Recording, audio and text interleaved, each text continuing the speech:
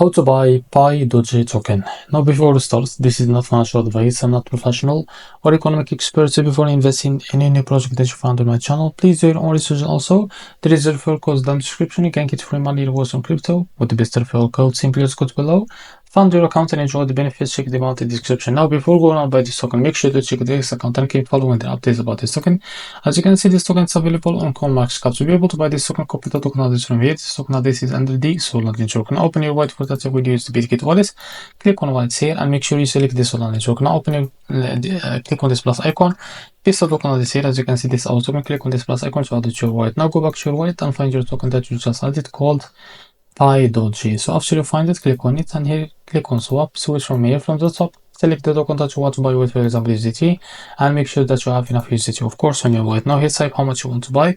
Wait a few seconds to be able to see here how much you receive that token. As you can see here, you will be able to see it. So this is it. Now after that, it is simple. Click on swap here and you will be able to buy this token. So this is how to buy Doge token. If you found this video helpful, please like and subscribe. See you next video.